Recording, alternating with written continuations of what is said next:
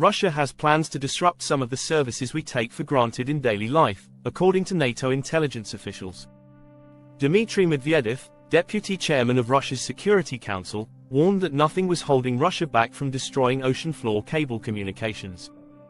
Russia has already carried out attacks on telecommunication networks on a smaller scale, with its ships and submarines believed to be mapping underwater internet cables and jamming systems accused of interfering with GPS navigation. These actions are not mere random acts of sabotage, but rather signaling that Russia could wreak havoc with the West's electronic infrastructure. Medvedev, a close ally of Putin, has a long record of making provocative claims, but the focus on underwater cables ties to the ongoing conflict in Ukraine throughout the war. Russia's red lines have been crossed so often that they look like checked flags, and now Russia wants to cross some NATO red lines and see how they respond. Escalation management is part of conflict, and Russia is doing just that, although everyone is less safe for it. Digital life has become the norm, and even abroad, internet access becomes a luxury. Sponsors like ES offer affordable internet plans for over 50 countries across the globe through an EIM, a digital SIM built into most modern phones. This SIM card works just like a physical SIM card without having to insert anything into your device. All you need to do is download the ES app on your device, select one of the plans for the country you'll be traveling to, and activate that plan just before your plane departs. When you land, you'll have a working internet connection, it's a breeze to set up, and the pricing beats the overpaid local SIM cards. Supporters like ES also offer 247 support in case you're having any trouble, and they even give you a full refund if the EIM doesn't work for some reason. By signing up, you're supporting my channel and making more content possible. We could do so many more videos and cover more topics, but we need sponsors to cover the costs. YouTube revenues alone aren't cutting it.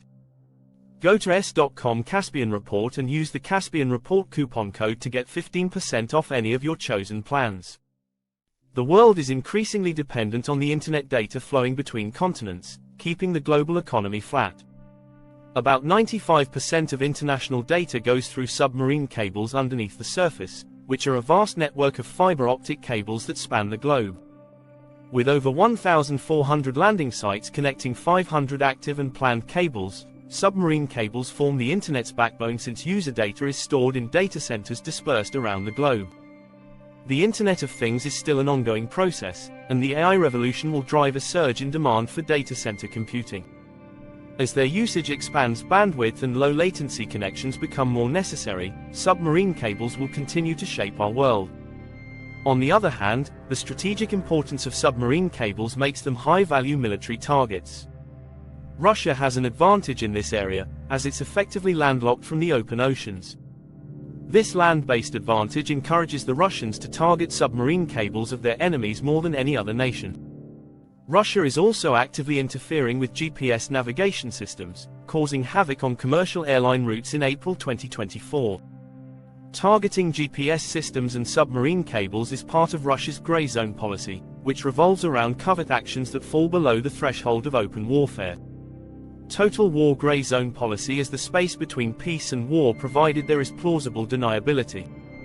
The task of protecting undersea cables falls on private companies, but Microsoft does not have a navy. The international framework for submarine cable sabotage is complicated, with different private companies adhering to different legal regulations tied to different international regimes. Different parties are involved depending on the location of the sabotage, and the regulations for territorial waters are different from those on the continental shelf.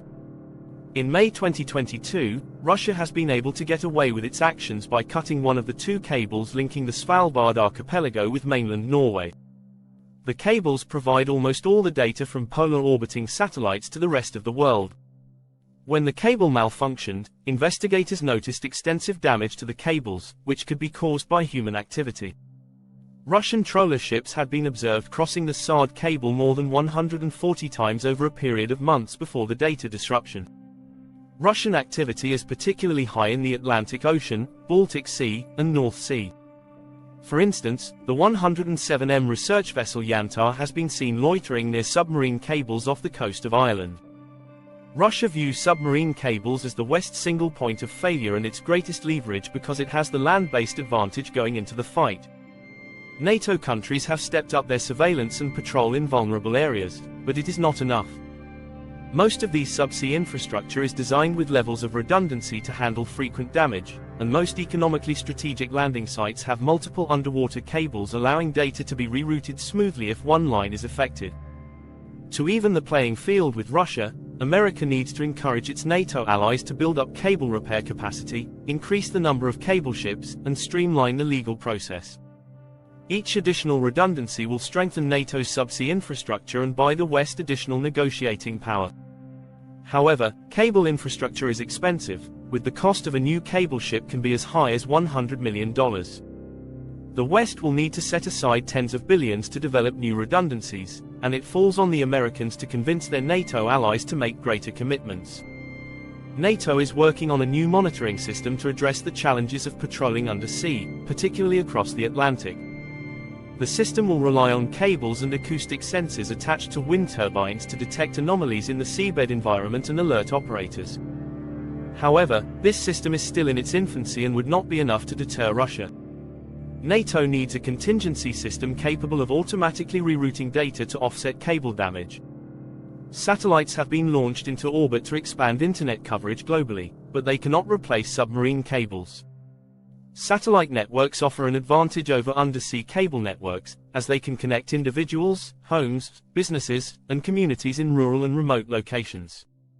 However, satellites require licensing, environmental, and legal regulations, which can take years to lay an undersea internet cable. Some NATO officials suggest creating a contingency system that would automatically reroute communications via satellite networks should submarine cables be tampered with. Satellites could still be taken out in case of an attack since they cannot handle the bandwidth needed. Essential systems could remain online, providing time for the West to repair damage and come up with a response. However, no technology can replace submarine cables, as they remain the world's information superhighways, providing high-bandwidth connections, fueling economic growth, boosting employment, and encouraging innovation. Without coordinated international efforts to safeguard these cables, risks of disruption, espionage, and economic instability will persist. Fiber optic cables may fall from the balcony without deterrence.